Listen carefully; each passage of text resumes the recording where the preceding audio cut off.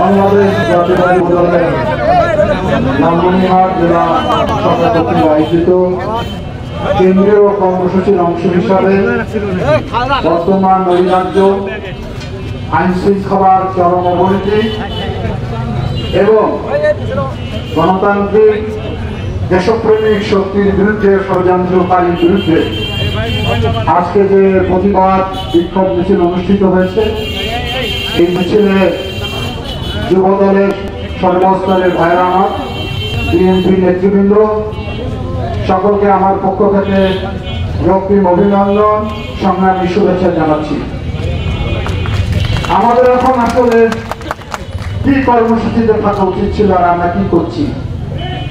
আমরা জুলাই আন্দোলনের মধ্য দিয়ে ভেবেছিলাম যে বাংলাদেশ একটি নতুন পথে যাত্রা শুরু করেছে, কিন্তু গতকালকে আমরা দেখলাম গোপালগঞ্জে এনসিপির একটি পূর্ব নির্ধারিত সভায় অতীত শৈল শাসকের দোসররা কিভাবে হামলা চালিয়ে সেই সভাকে পণ্ড করা হয়েছে।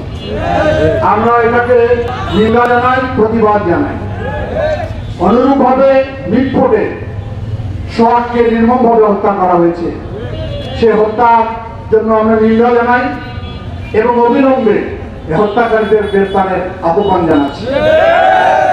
বিএনপি সবসময় অন্যায়, জুলুম, অত্যাচার, নির্যাতনের বিরুদ্ধে প্রতিবাদ জানায়, কিন্তু সাম্প্রতিক বাংলাদেশের রাজনীতিতে কিছু ঘোলা পানি করা হচ্ছে মাছ শিকারের উদ্দেশ্যে। সেটাই আমাদের কনসার্ন, সেটাই আমাদের বিশ্বাস। এখন এই শান্তিপূর্ণ অবস্থাটাকে কারা কি কারণে, কি উদ্দেশ্যে এই পথে নিয়ে যাওয়ার চেষ্টা চালাচ্ছে। সব কথা খোলামেলা বলবো না। সোহাগ হত্যা হয়েছে, আমাদের পার্টি সর্বোচ্চ জায়গা থেকে প্রতিবাদ জানিয়েছে, সমবেদনা জানিয়েছে এবং বলা হয়েছে দুষ্কৃতিকারীদেরকে গ্রেফতার করা হোক। কারণ যিনি হত্যাকাণ্ডের সঙ্গে যারা জড়িত তারা কোনো দলের সদস্য হতে পারে না, হত্যাকারী হিসেবে তাকে দেখতে হবে। বিএনপির এত ক্লিয়ার মেসেজ থাকার পরেও একটি রাজনৈতিক গোষ্ঠী, আমরা দেখলাম বিভিন্ন স্লোগানে বিএনপি এবং আমাদের প্রিয় ভারপ্রাপ্ত চেয়ারম্যানকে দায়ী করে নানান অশ্লীল স্লোগান তুললেন। তারা কি ভুলে গেলেন যে তারেক রহমানকে? নিশ্চয় ভুলে গেছিলেন। তারেক রহমান সেই তারেক রহমান যিনি জিয়াউর রহমানের সন্তান। জিয়াউর রহমান এই বাংলাদেশের স্বাধীনতা ঘোষণা দিয়ে 9 মাস অস্ত্র নিয়ে যুদ্ধ করে বাংলাদেশকে মুক্ত করেছেন, সেই জিয়াউর রহমানের সন্তান। ভুলে গেছেন জিয়াউর খান? তারেক রহমান তারই সন্তান বেগম খালেদা জিয়া। খালেদা জিয়াকে 9 বছর এই পথ প্রকম্পিত করে স্বৈর শাসক এরশাদের পতন ঘটিয়েছিলেন তার সন্তান তারেক রহমান। তারেক রহমান আমাদের আবেগ, তারেক রহমান আমাদের বিশ্বাস, তারেক রহমানের বাংলাদেশ। সুতরাং তাকে নিয়ে অশ্লীল অশ্রদ্ধ স্লোগান দিবেন আর বিএনপির লোক ঘরে বসে আঙ্গুল চুষে থাকবে, ধারণা আপনাদের ভুল ছিল। মনে করেছিলেন সোহাগ হত্যার মধ্য দিয়ে পানি ঘোলা করে মাছ শিকার করবেন।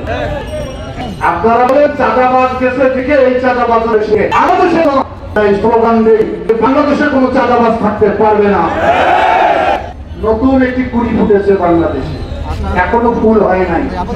তাতে মাজরা পোকা, ইলেকট্রিক পোকা যেভাবে গ্রাস করছে, সেই পোকা কবে পুষ্পুটি দেওয়া আমার জানা নাই।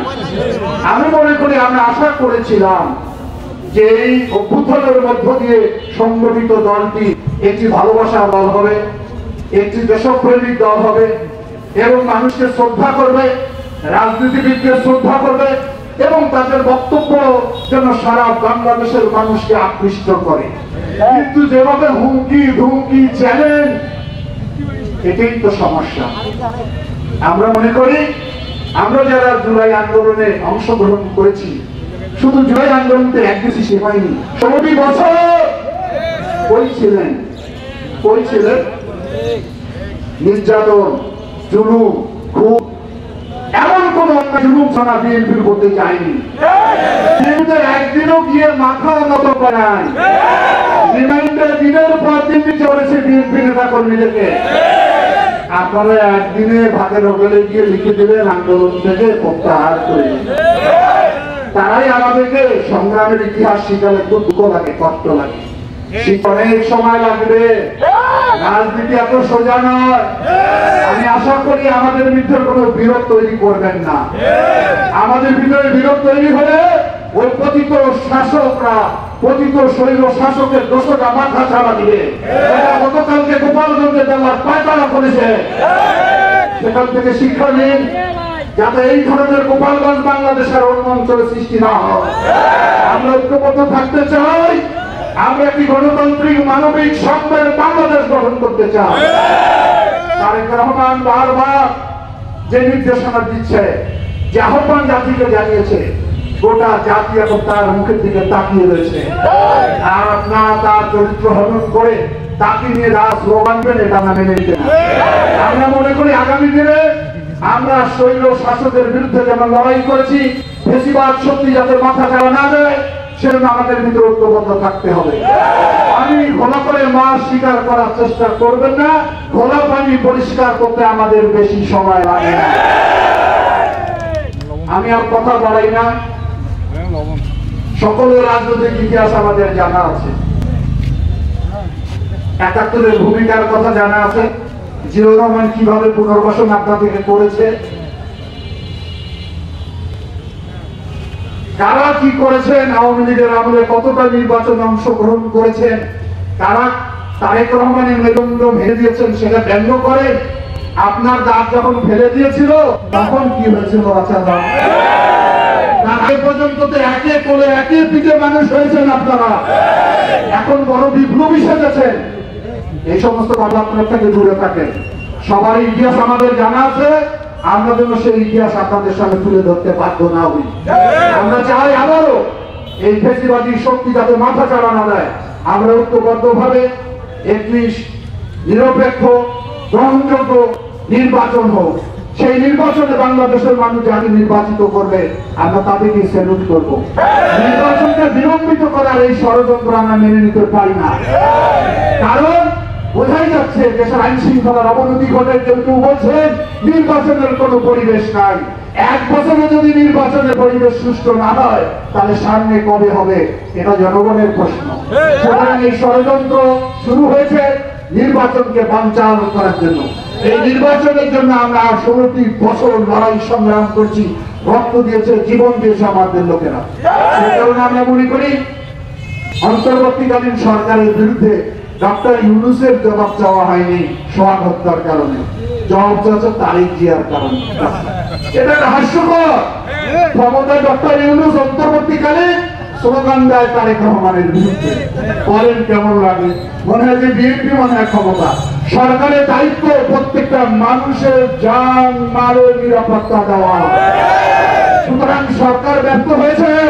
সুতরাং সেদিন আমাদের ভালো লাগতো ডক্টর ইউনূসের ব্যাপারে যদি আপনারা কথা বলতেন, কেন নিরাপত্তা দিতে পারছে, কেন আইন শৃঙ্খলার উন্নতি ঘটছে না, সেটা না বলে অন্যদিকে আঙ্গুল দেখান কেন? কেন জানেন? ডক্টর ইউনূস আর তারেক রহমানের আলোচনা ফলপ্রসূ হয়েছে, নির্বাচন আবহাওয়া সৃষ্টি হয়েছে, এটি আপনাদের দায়িত্ব দেওয়া হয়েছে। কারণ এখন পর্যন্ত সরকারি দলের আমেজ নিয়ে দেশে পরিচালনা করছেন। পাবেন না কয়টা আসন তার জানা নাই। এখন সরকারের প্রত্যেকটা প্রশাসন যন্ত্রে হুকুম তামিল করেন আপনারা। যখন নির্বাচন হবে তখন বাংলাদেশের চিত্র পরিষ্কার ভেসে উঠবে। এখন পিআর পদ্ধতি আনছেন নতুন। কালকে দেখলাম যে যারা এসএসসিতে 3 সাবজেক্টে ফেল করেছে, ওই ছেলে বলছে আমি তো অন্যগুলোতে 50, 60, 70 পেয়েছি, ঘরে আমাকে পাস করে দেয় না কেন? এদের অবস্থা হচ্ছে তাই, এরা ফেল করা, এরা ঘরে পাস করতে চায়। আমি ভবিষ্যতে আরো কথা বলবো, আজকে বেশি বলতে না। যুবদল আছে এই বিশাল বিক্ষোভ মিছিল আয়োজন করার জন্য নবগঠিত জেলা যুবদলের আহ্বায়ক সদস্য সচিব এবং সকল সদস্যকে আমার পক্ষ থেকে ধন্যবাদ জানাচ্ছি, অভিনন্দন জানাচ্ছি। আগামী দিনের যখন এখানে ডাক আসুক সকল স্বৈরাচার রাজাকার মুক্ত বাংলাদেশ করবো। বাংলাদেশ জিন্দাবাদ।